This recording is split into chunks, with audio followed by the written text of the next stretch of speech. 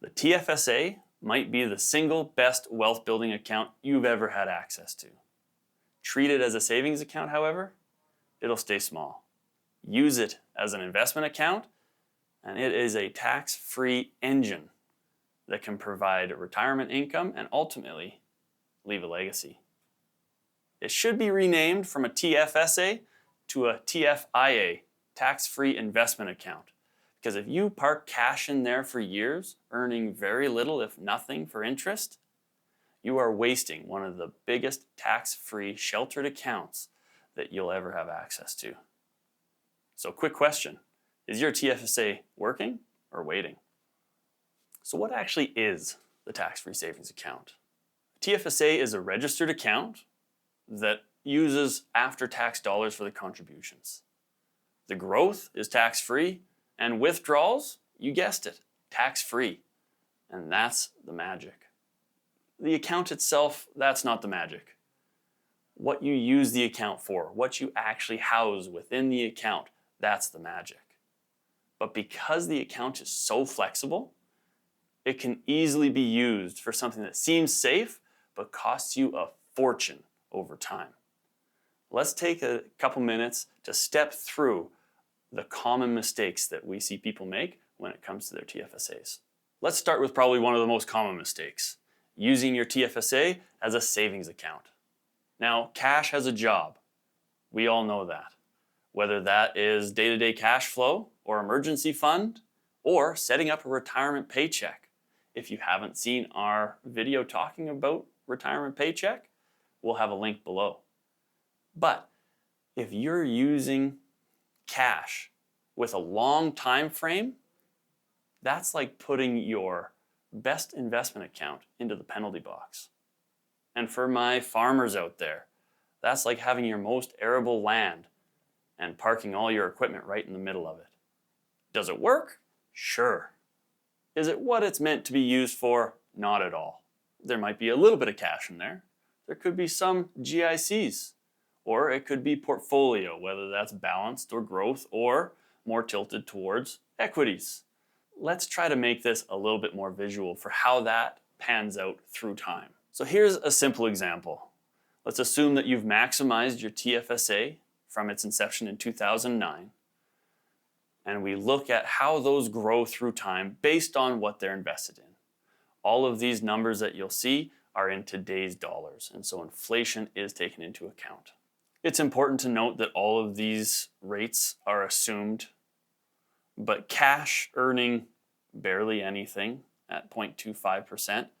GIC at an assumed rate of 2.5% does a little better. But once you start actually investing those dollars, you can see balanced portfolio starts to pull away and the growth portfolio that much further. Let's assume that we contribute to the TFSA for another 10 years. You can see that the gaps grow that much wider. And even if we pause contributions at that point and let the account grow untouched for an additional 10 years, you can see the effect of inflation.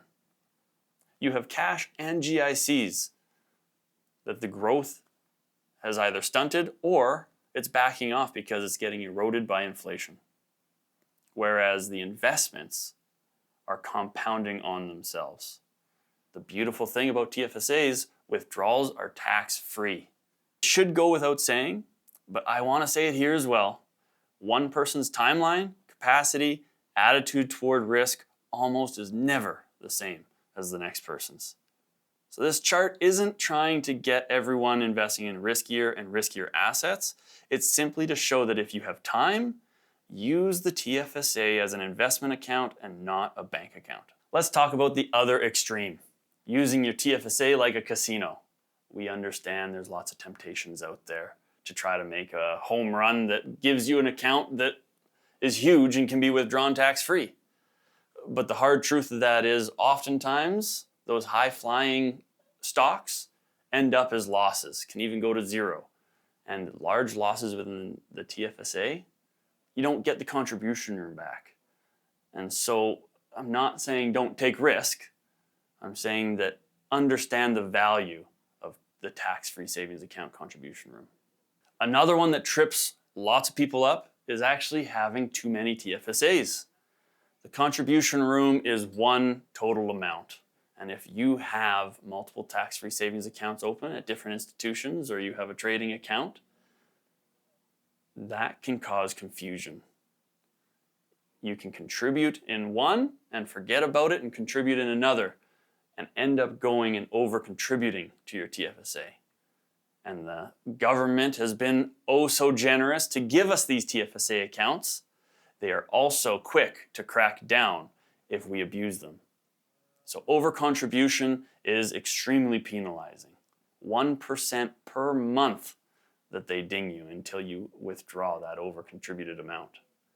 And so losing track is one of the biggest blunders that we see when people have multiple TFSAs open.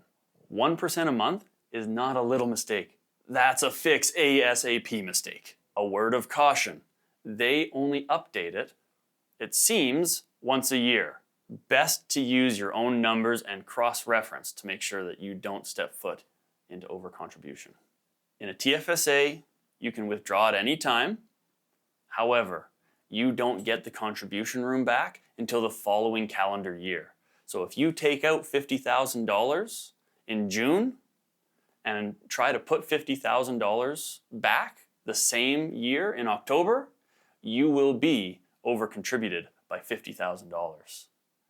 The following January, you will get next year's contribution room added, as well as any withdrawals that you've done throughout the previous year. One of the least common, but most severe mistakes when it comes to a tax-free savings account is actually overtrading. The CRA might investigate and deem that that is business income. And so you take the entire structure of the TFSA, all the benefit of the tax-free nature, and throw it out the window if you're overtrading. If you enjoyed the video, click the like icon, hit the subscribe button, and hopefully this video helped you understand if your TFSA is working or waiting.